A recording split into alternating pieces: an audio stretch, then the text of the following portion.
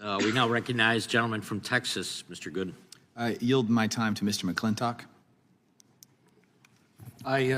Gentleman yields his time. I thank the gentleman for yielding. First, I want to assure Mr. Liu that Messrs. Hilton and Ring and Greenhunt are three of the most insightful experts on California public policy that I've had the honor to work with during my 45 years of public service, and I can't imagine a more distinguished panel than we have before us right now.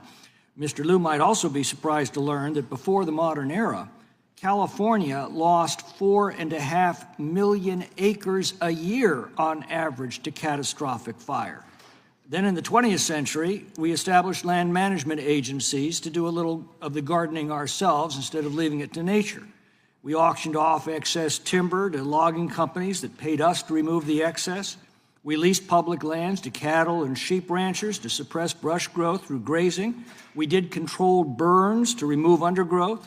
We cut fire breaks to contain fires. We used herbicides to keep brush from residential areas. We put out fires before they could explode out of control.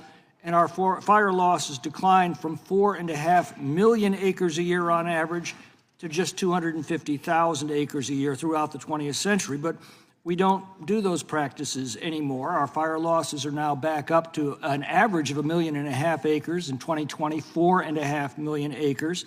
Mr. Greenhunt, what happened? Thanks, Congressman. It just seems like an ideological shift. We've moved towards land preservation at all costs. And I was just looking through, thinking of but it doesn't preserve the land, does it? It's caused the incineration of the land. Exactly. I mean, the idea was to preserve species. I mean, we pointed out before that we. And some of it's growth control, too. Pointed out that a project was stopped for hardening the telephone poles over concerns about an endangered weed. It's this, yeah. Mr. Ring, yeah. Is this a policy issue or is this an act of God? Everything's an act of God, but policy has a lot to do with what actually happens. California's forests, since the enforcement of environmental regulations became more aggressive, are now overgrown. I know you're very familiar with this. The average tree density, and this is verified by several studies from universities in California, Merced, Berkeley, Davis, elsewhere. The tree density in the Central Sierra is now about 5 times what's historically normal. The ladder fuels, which would ordinarily, that's the scrub and underbrush and young trees, which would normally burn in controlled burns or fires started by lightning strikes. When that doesn't happen anymore, you have trees that are allegedly dying because of climate change, but they're actually dying because you've got so many more trees competing with the same amount of light, you can nutrients. You can actually tell the boundary between the private lands that are not subject to these laws and the public lands just by the condition of the forests on each side of that boundary line. How clever of the climate to know exactly where the boundary lines are and only decimate the federal lands.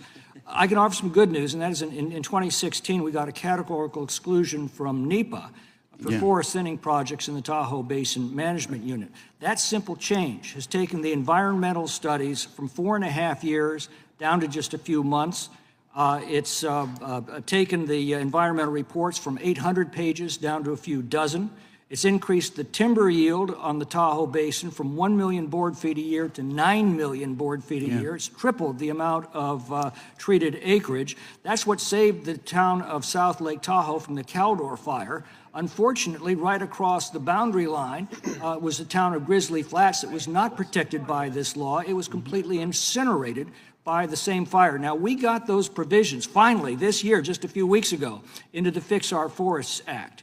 It passed the House with 141 Democrats opposing it. Mr. Hilton, I'll give you the final word. What would you say to those Democrats?